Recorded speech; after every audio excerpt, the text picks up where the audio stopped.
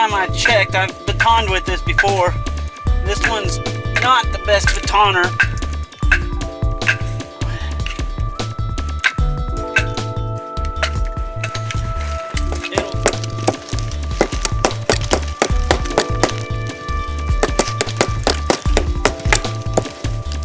I'll just show you guys. It can stab really well. That's into hardwood as well, so you know.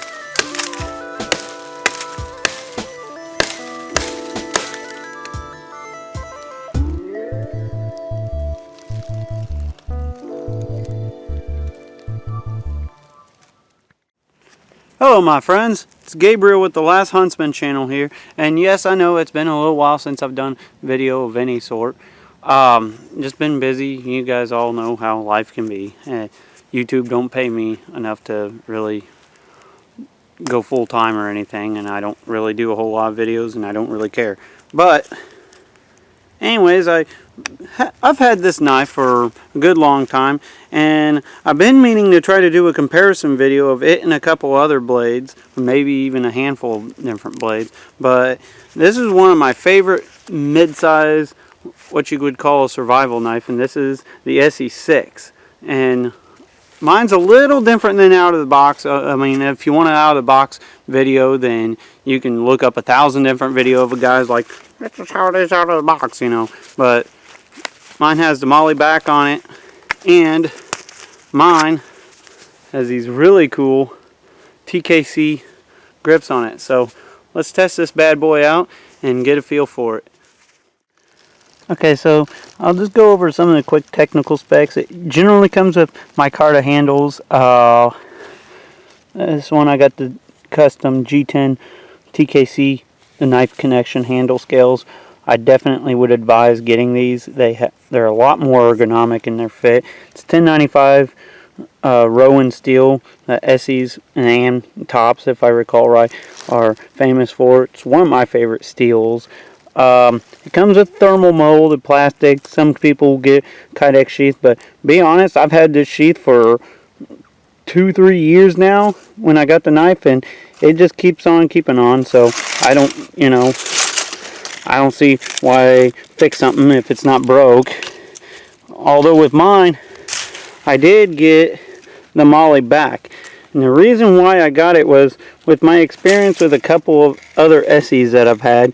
The clip plate sometimes can break on you. I've had one break on me out in the field and stuff.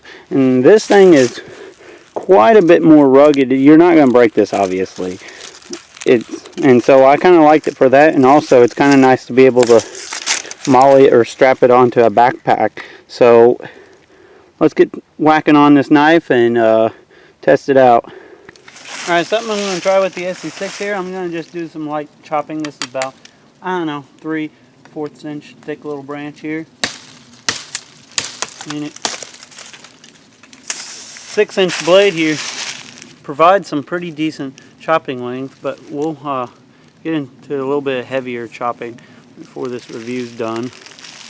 Alright, so something I'm going to try with the Esee 6 real quick. I'm going to do a quick little tin chop test here. So this is dead wood, obviously, so take that into account. I might try some more fresh wood. Let's try this here.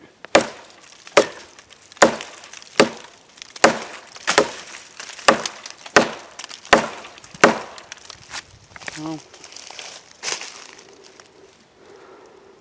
obviously this thing's not a large chopping knife. This is kind of a general medium-sized survival knife, which is really honestly kind of my favorite genre of knives, if I had to say so. But let's try out a few other things with this blade. Alright, while I'm out here, I'm going to try a tip test here. I know you generally would never try this anyways and use this for a knife, but I just like to test out how strong the steel is, and just in case if you did have to pry something. And like I said, this is dead wood. This is the same piece I was chopping on. Stick it in pretty deep here.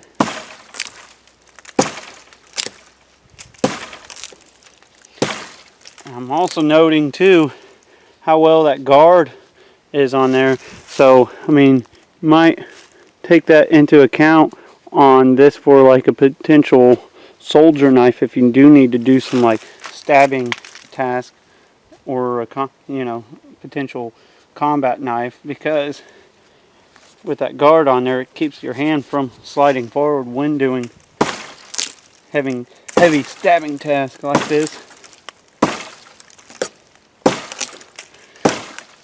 Esee does have a lifetime warranty on their blades too. No questions asked from what I understand. So if I do bend or break this thing, then should be no problem. Or so they say. I've never had to use it because, well, my Esees just keep on keeping on type of thing.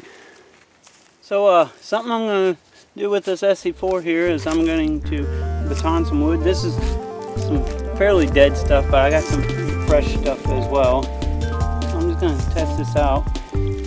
I will note this is a full flat grind, and a lot of full flat grinds can be kind of iffy as far as batoning, just because they're just they grind all along the full flat edge there.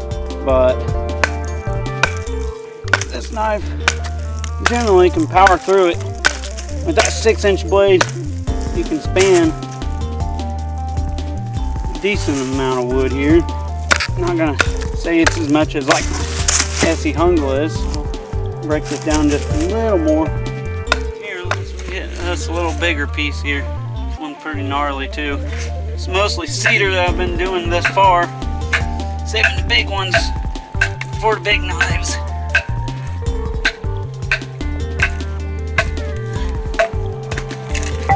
Those TKC handle grips on there too. Makes it a lot more comfortable to grip onto. So while I got some smaller pieces of kindling here, I might as well see how well this thing could do some feather sticking.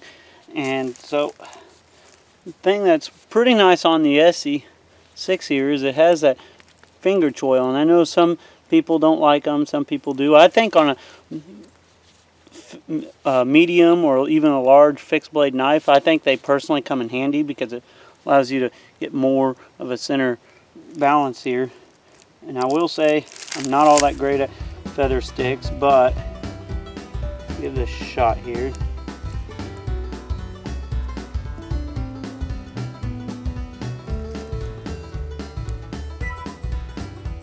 I do.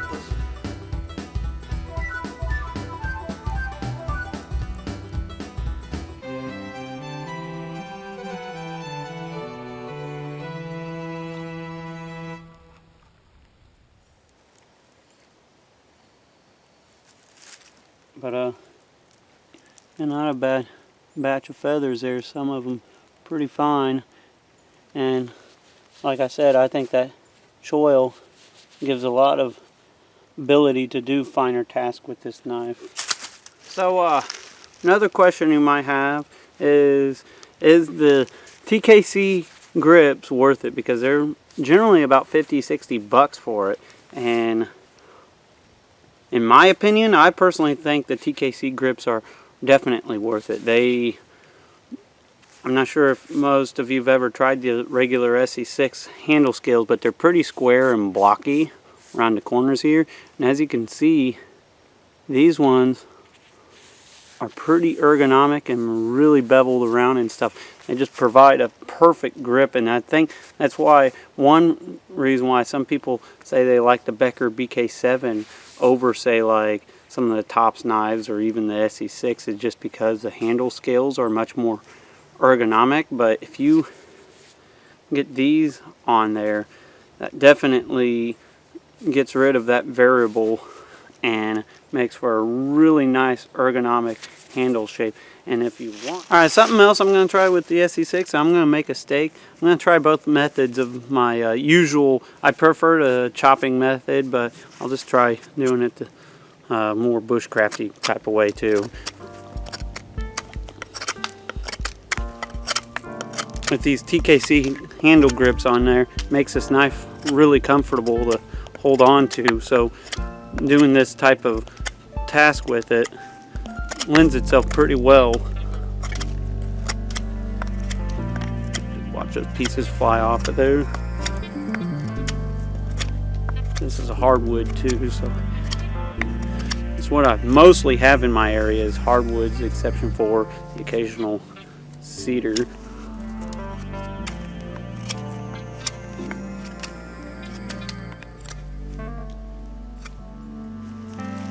There, I got a stake for whatever reason I need, potentially a tent stake or killing vampires or something like that. I want to test out, and I kind of did this a little bit with the prying, the tip testing with the prying, but I'm just gonna test out how well this thing can stab, because like I said, this thing I think is not only a good survival knife, but I think can also be a good soldier knife as well, especially with that guard on there. And I know you can get a clip pointed version where it's kind of a sharpened tip.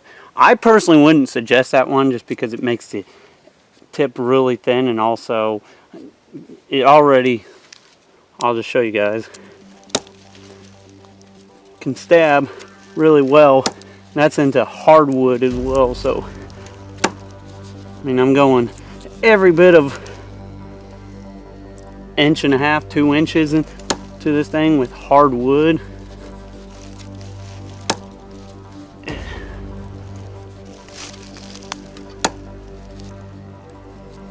And I'm not really getting a lot of slippage or anything. And obviously the thing's still holding up pretty well. So I don't really think you need the sharpened clip point version. Personally, I like this one, even if I plan on using it for like a soldier knife. Alright, so something I'm going to do with the SC6 real quick. I'm going to do just a couple notches here. This, however, isn't really a bushcraft knife, but because it's a survival knife, you can kind of do a little bit of everything, and that's kind of generally where I lean towards with my knife preferences. I'm just going to start off with kind of a square notch now.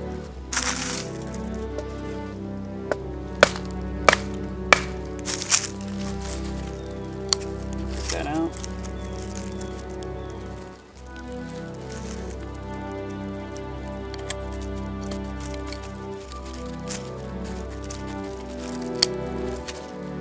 Now that's almost perfect right there for square notch. I'll try a different one real quick. And I don't claim to be some perfect bushcrafting type of guy. I just like to get out in the woods and hunt and play with blades and shit.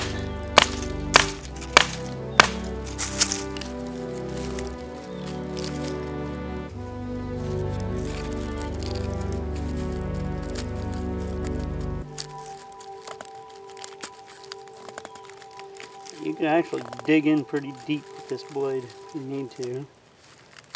That's why I prefer more of a survival knife versus a quote bushcraft knife.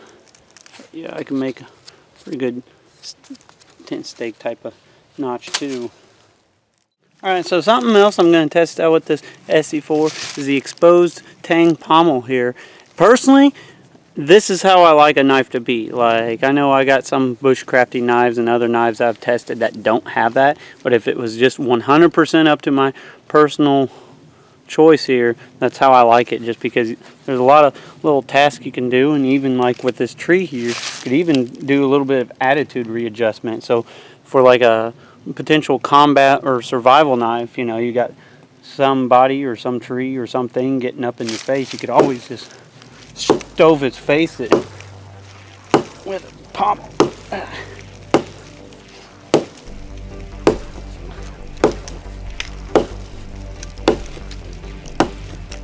As you can tell, made some pretty gnarly gouges in that thing using nothing but pommel on the SE6. Alright, I'm going to fell this small tree here with my SE6.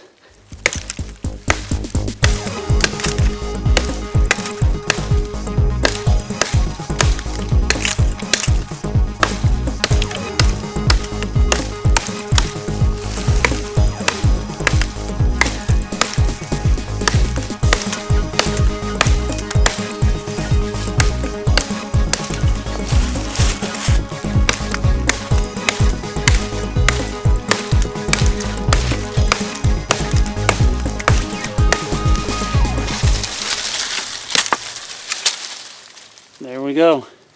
It's the job done pretty well with the SE6. Alright, so something else I'm going to do with this SE6 here is I felled this small little tree. I'm going to delimb it here just in case if I need to use it for some kind of pole or something. And it'll cut right through these little branches here.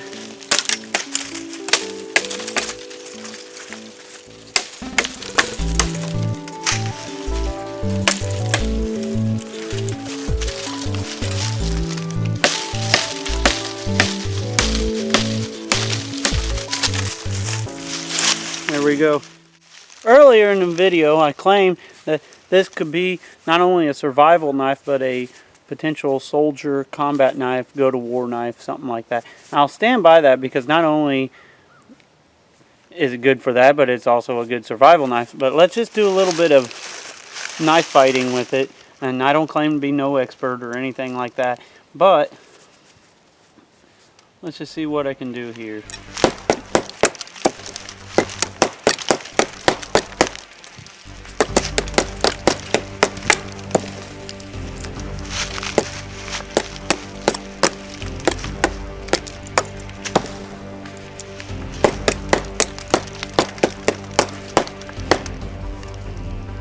Making some pretty deep gouges in that tree.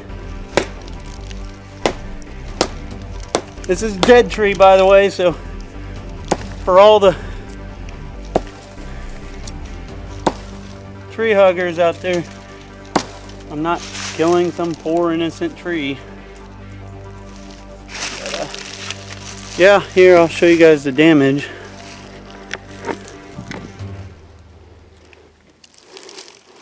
Pretty deep slashes and stuff, and that's in wood, so I mean I'm not going to test it out on any kind of flesh. I have used this knife to actually gut and skin with it. It's fortunately I don't got any video on it, and I'm not going to try to do a specific hunting video just to test this knife out, but yeah, this definitely can be a decent soldier blade if you need to use it for that manner.